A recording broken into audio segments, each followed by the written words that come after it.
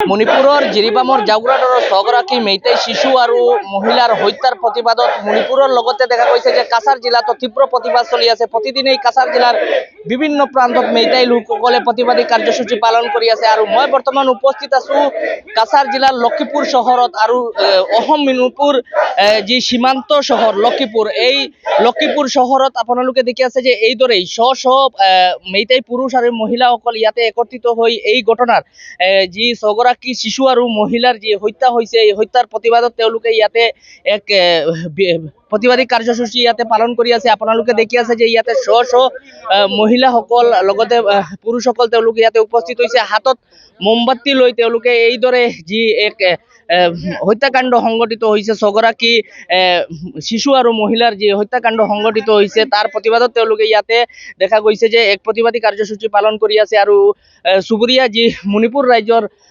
যি এক অগ্নিগৰ্ভ পৰিস্থিতিৰ সৃষ্টি হৈছে, এই অগ্নিগৰ্ভ পৰিস্থিতিৰ পাছত দেখা গৈছে যে যি 6গৰাকী শিশু আৰু মহিলাক হত্যা কৰা হৈছে, অপহৰণ কৰি হত্যা কৰা হৈছে, তাৰ প্ৰতিবাদত দেখা গৈছে যে চুবুৰীয়া ৰাজ্য মণিপুৰত অগ্নিগৰ্ভ পৰিস্থিতিৰ সৃষ্টি হৈ আছে। আৰু প্ৰতিদিনেই মণিপুৰত প্ৰতিবাদ চলি আছে মেইতেই লোকসকলৰ। সমান্তৰালকৈ মণিপুৰৰ লগতে দেখা গৈছে যে কাছাৰ জিলাতো মেইতেই লোকসকলে প্ৰতিবাদী কাৰ্যসূচী পালন কৰিছে। প্ৰতিদিনেই কাছাৰ জিলাৰ বিভিন্ন প্ৰান্তত দেখা গৈছে যে এই হত্যাৰ প্ৰতিবাদী কাৰ্যসূচী পালন কৰি আছে মেইতেই লোকসকলে। তেওঁলোকৰ দাবী শীঘ্ৰেই যি কুকি উগ্ৰপন্থীসকলে এই অপহৰণ কাণ্ডৰ লগতে হত্যাকাণ্ড সংঘটিত কৰিছে তেওঁলোকক গ্ৰেপ্তাৰ কৰিব লাগে। আৰু এই দাবীৰে তেওঁলোকে ইয়াতে দেখা গৈছে যে প্ৰতিদিনেই কাৰ্যসূচী পালন কৰি গৈছে। মোৰ লগত এজন আছে। আচ্ছা, আপোনালোকৰ ইয়াতে প্ৰতিবাদ কি কাৰণত প্ৰতিবাদ চলি আছে?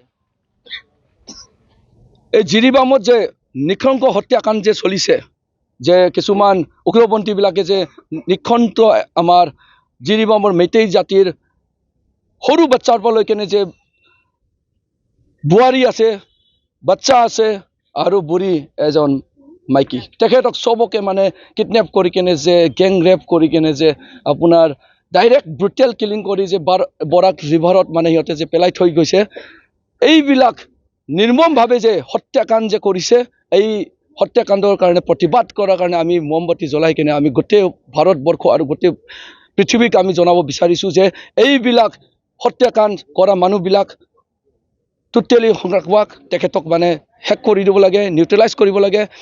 Government of India, government of Assam, government of Manipur গোটেইকেইটা মিলি কেনে এটা মানে ভালদৰে মানে এই বস্তুটো তদন্ত কৰিব লাগে। আৰু আমি টোটেলি গোটেই মেইতেই জাতি পৃথিৱীত যিমান আছে চবেই মানে জাষ্টিচ বিচাৰোঁ যে এইবিলাক নিৰ্মম হত্যাকাণ্ড যাতে মানে নেক্সট টাইম নহয়।